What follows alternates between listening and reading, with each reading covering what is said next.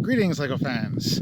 For this week's build, I have brought us to Wentworth, Quebec, where I will be doing in this lovely little kayak, this little tripod sitting up here, all fun, the Batman kit. Small little kit, fun, let's get to it.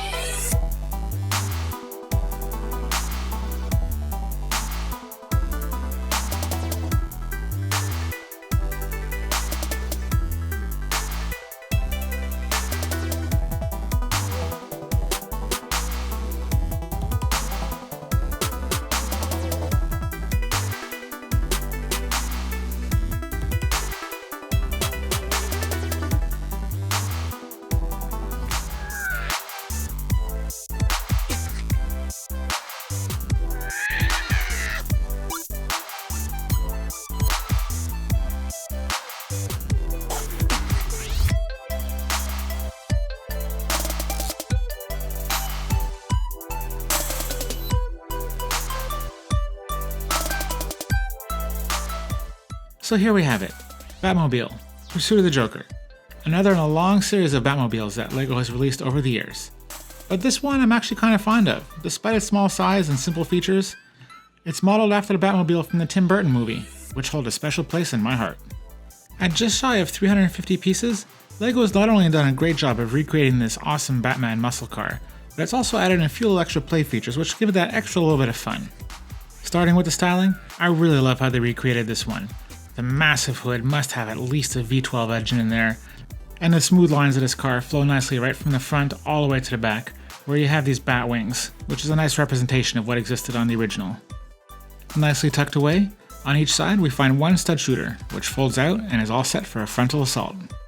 Flipping open the cockpit, we find seating for one, and a nice assortment of gauges and other instruments mounted on the dash. And for a little extra fun, the rear wheels of this car are connected via gear to the flame in the back, which makes it rotate as you roll it around, which makes a nice flame effect if you roll it fast enough. And as to the minifigures, the set comes with two, both Batman and the Joker, which I find to be both highly desirable minifigures to get in such a small kit. All in all, I think this kit is a great value for the money. For people like myself, there's a great nostalgic value, and I'll definitely be keeping this one assembled and displayed. For the younger collector, there's a lot of fun to be had with this one as a toy, and with such a great assortment of basic pieces, this kit has a lot of potential for being rebuilt and turned into whatever you want, which, of course, is what LEGO's all about. And this concludes the review of the final Batman kit I have in my inventory. but I can't imagine it'll be all that long before LEGO releases another one. So stay tuned, it's only a matter of time before you see another one of these. And while we wait for that, the next release is only a week away.